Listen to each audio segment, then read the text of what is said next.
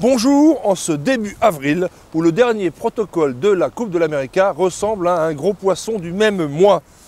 La Coupe de l'Amérique repose sur 3 éléments. Le premier, c'est Deed of Gift, texte fondateur de 1875, qui fixe entre autres la taille minimum des bateaux à 44 pieds. Le deuxième, c'est COR, Challenger of Record. Il est accepté par le Defender comme premier Challenger et il représente tous les autres. Troisième pilier de la Coupe, le protocole. Il est établi par le Defender et le Challenger of Record. Il précise les règles propres à l'édition en cours. La 35e édition est prévue en juin 2017 aux Bermudes. Regardons les 5 équipes en lice. Première, les Italiens de Luna Rossa. Monsieur Bertelli jette l'éponge et s'en va, car une coupe en monotypie sur engin de plage ne lui sera jamais Prada au niveau de Vuitton. Mais en refusant le rôle de Challenger of Record l'année dernière pour adopter un système de consensus, ce sont eux qui ont scié la branche sur laquelle ils étaient assis. Dès 1840, Tocqueville avait démontré qu'en démocratie, les groupes de pression ont le pouvoir.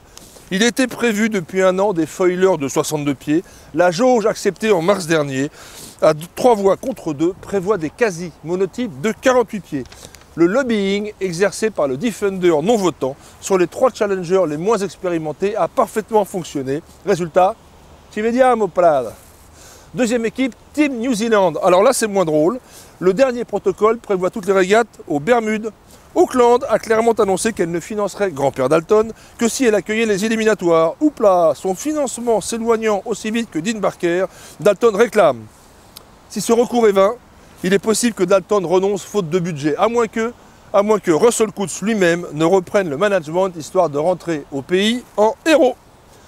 Troisième, quatrième équipe, suédois, anglais, Artemis Bar. Ce sont des équipes gérées par des marins qui se sont particulièrement illustrés en monotypie. Ian Percy et Ben Hensley, par manque d'expérience de la gestion de design team, en pensant s'être enlevé une épine du pied en votant pour des monotypes AC48, en sortant une grande dans leur chance de victoire. Alors qu'Artemis navigue depuis un mois à San Francisco, sur un 48 pieds tout droit sorti de chantier américain Core Builders appartenant à Larry Ellison, regardez, je n'invente rien, je ne serais pas étonné de voir les Anglais en recevoir un très prochainement. Tocqueville aurait appelé cela un signal visible de lobbying. Cinquième et dernière équipe engagée, Team France, les 100 000 $ de préinscription mis à part, cette équipe n'a toujours pas commencé à exister sur la coupe. Pourront-ils payer les 1,9 million de $ d'inscription au 1er mai prochain? Pas sûr. À moins que n'apparaisse à Lorient dans les 2 mois façon Tocqueville, un 48 pieds venant directement de Core Builders USA. Avec quelques containers italiens en solde, ce serait une solution à minima bien française. Le cost-cutting imposé par Russell Coutts m'impose 3 remarques. La première, à ce jour, cela a surtout fait partir une équipe et demie. La deuxième, vendre des AC48 et des AC45, c'est pas de la monotypie, c'est du business. La troisième, la monotypie n'a jamais fait baisser les coûts. D'abord parce que les milliardaires dépensent autant qu'ils veulent, et surtout parce que dans un espace de recherche restreint et limité, il faut dépenser plus pour avoir des résultats tangibles.